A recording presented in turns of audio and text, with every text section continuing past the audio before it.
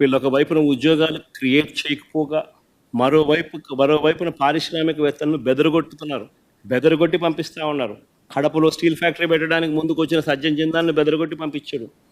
అరబిందో సంస్థను వీళ్ళే బెదిరించి పంపించేసే కార్యక్రమం చేస్తూ ఉన్నారు.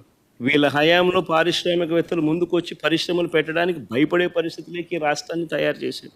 మరోవైపున చూస్తే ఉద్యోగాలు ఒకవైపున రాకపోగా మరోవైపున నిరుద్యోగులకు ఇవ్వాల్సిన నిరుద్యోగ భృతి 3,000 రూపాయలు ప్రతి నెల ఇస్తానన్నాడు. ప్రతి నిరుద్యోగికి ఈరోజు ఈ 2 బడ్జెట్ల పుణ్యాన ఏకంగా నేరేడు సంవత్సరం 36,000 రూపాయలు, ఈ సంవత్సరం మరో 36,000 రూపాయలు, 72,000 రూపాయలు ప్రతి నిరుద్యోగికి బాకీ పడ్డాడు. ఎగరగొట్టాడు, ఎగనామం పెట్టాడు. ఇంకొక హామీ చూద్దాం. ఎన్నికల వేళ ఈ పెద్ద మనిషి చంద్రబాబు నాయుడు అన్న ఇంకొక హామీ, 18 సంవత్సరాల నుంచి 59 సంవత్సరాల మధ్యలో ఉన్న ప్రతి మహిళకు 18 to 60 లోపు ఉన్న ప్రతి మహిళకు 18 సంవత్సరాల నుంచి 60 ఏళ్ళ దాకా ప్రతి మహిళకు నెలకు 1,500 రూపాయలు, అంటే సంవత్సరానికి 18,000 ఇస్తానన్నాడు. ప్రతి ఇంటికి నీకు 18,000, నీకు 18,000, నీకు 18,000 అని చెప్పాడు. ఇంటికి వెళ్ళి ప్రచారం చేస్తూ ఆడబిడ్డ నిధి అని చెప్పి ఒక పేరు కూడా, బ్రహ్మాండమైన పేరు కూడా పెట్టాడు. నేను అడుగుతా ఉన్నాను, ఇప్పుడు ఓటర్ లిస్ట్ మన కళ్ళ ఎదుటే ఉంది. మొన్ననే ఓటింగ్ అయిపోయింది. 2,07,00,000 మంది మహిళా ఓటర్లు ఓటు వేశారు అని చెప్పి మన కళ్ళ ఎదుటే కనిపిస్తూ ఉంది. ఆధార్ కార్డ్ నెంబర్లతో సహా డీటెయిల్స్ అన్నీ మన కళ్ళ ఎదుటే కనిపిస్తూ ఉన్నాయి. ఓటర్ లిస్టులు ఎలాగో ఉన్నాయి. వీళ్ళంతా 18 సంవత్సరాలు నిండిన వయసు వాళ్ళే, అందుకనే వీళ్ళంతా ఓటర్లు అయ్యారు. మరి 2,07,00,000 మంది ఓటర్లలో 60 ఏళ్ళు పైచిలకు నిండిన వాళ్ళను తీసేస్తే 1,80,00,000 మంది మిగులుతారు దాదాపుగా. మరి 1,80,00,000 మందికి సంవత్సరానికి 18,000 రూపాయలు చొప్పున కేటాయింపులు చేస్తే 32,400 కోట్ల రూపాయలు కేటాయింపులు చేయాలి. నేరేడు బడ్జెట్లో కేటాయింపులు 0. అంటే ప్రతి మహిళకు చంద్రబాబు నాయుడు పుణ్యాన ఈ 2 బడ్జెట్లతో కలిపితే నేరేడు సంవత్సరం 18,000 రూపాయలు ఎగనామం ప్రతి మహిళకు, ఈ సంవత్సరం మరో 18,000 రూపాయలు ప్రతి మహిళకు ఎగనామం. ప్రతి మహిళకు చంద్రబాబు నాయుడు 36,000 బాకీ ఉన్నాడు. మహిళలందరికీ ఉచిత బస్సు, ఇది చాలా చిన్న హామీ వాస్తవం చెప్పాలంటే. సంవత్సరానికి మహా అయితే నెలకు 275 కోట్లు కావచ్చు, సంవత్సరానికి మహా అయితే 3,500 కోట్లు కావచ్చు. చాలా చిన్న హామీ వాస్తవం చెప్పాలంటే. ఎన్నికల మేనిఫెస్టోలో ఇది హామీ పెట్టాడు. ఫస్ట్ ఇయర్ అయిపోయింది, ఎగలు కొట్టేశాడు.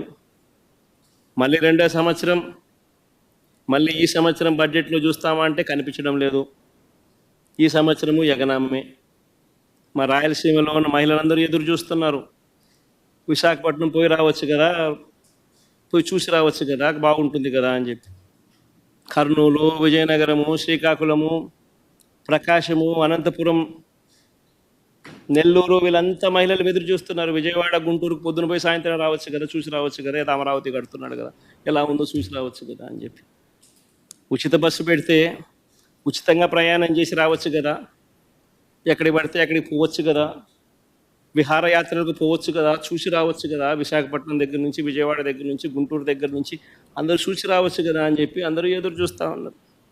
కానీ ఈ పెద్ద మనిషి ఏమో ఇటువంటి చిన్న హామీని కూడా నెరవేర్చడంలో మాత్రం ఈ చంద్రబాబు నాయుడు అనే వ్యక్తి తన నైజాన్ని చూపిస్తూ ఉన్నాడు.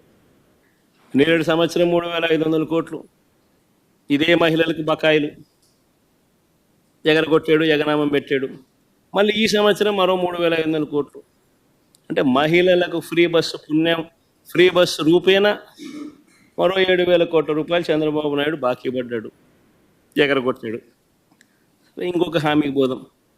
నేను ముఖ్యమైన హామీల గురించి మాత్రమే మాట్లాడుతూ ఉన్నా. చిన్న హామీలు పెద్ద గురించి మాత్రమే మాట్లాడుతూ ఉన్నా. చాలా ఉన్నాయి. సూపర్ 6 to సూపర్ 7 టచ్ చేస్తున్న ప్రస్తుతానికి. స్కూలుకు వెళ్ళే ప్రతి విద్యార్థికి ఏడాదికి 15,000 ఇస్తామన్నాడు. 2 పిల్లలుంటే 30,000 అన్నాడు. 3 ఉంటే 45,000 అన్నాడు. కాదు 4 ఉంటే 60,000 ఇస్తానన్నాడు. ఎంతమంది పిల్లలుంటే అంతమందికి ఇస్తాను అని ఎన్నికలప్పుడు చెప్పాడు, మేనిఫెస్టోలో పెట్టాడు. తల్లికి వందనం అని చెప్పి ఒక మంచి పేరు కూడా పెట్టాడు. చంద్రబాబు నాయుడు ముఖ్యమంత్రి అయిన తర్వాత మొట్టమొదటి బడ్జెట్ ప్రవేశపెట్టాడు. అందులో 5,386 కోట్లు కేటాయింపులు చేశాడు. నేను అడుగుతా ఉన్నా, మొదటి బడ్జెట్లో తాను కేటాయింపు చేసిన 5,386 కోట్ల రూపాయలు అదుగో మీకు అన్న ఎదుటే చూపిస్తా ఉన్నా. మొదటి బడ్జెట్లో తాను కేటాయింపులు చేస్తూ బడ్జెట్లో తాను ప్రవేశపెట్టిన బడ్జెట్ పత్రాల్లోని డాక్యుమెంట్ 2024-25లో బడ్జెట్లో 5,386 కోట్లు పెట్టారు. రూపాయి కూడా డబ్బిలా. ఇదే పెద్ద మనిషి చంద్రబాబు నాయుడు మళ్ళీ చిత్తశుద్ధి ఎలాగూ లేదు కాబట్టి అమౌంట్లు ఎంత అనేది పక్కన పెట్టేయండి. అమౌంట్లో 13,000 చిల్లర కావాలి, 13,000 కోట్ల పైచిలుకు కావాలి. ఆ 13,000 కోట్ల పైచిలుకు ఎలాగూ పెట్టేది లేదు. ఇష్టం వచ్చిన నెంబర్ ఏదో ఒకటి పెట్టాలి, నామకే వాస్తే పెట్టాలి, మోసం చేయాలనే ఉద్దేశంతో చిత్తశుద్ధి ఎలాగూ లేదు కాబట్టి పెట్టామంటే పెట్టామన్నట్టుగా పెట్టారు. పెట్టిన తర్వాత దాన్ని అమలు చేయకుండా వదిలేశారు.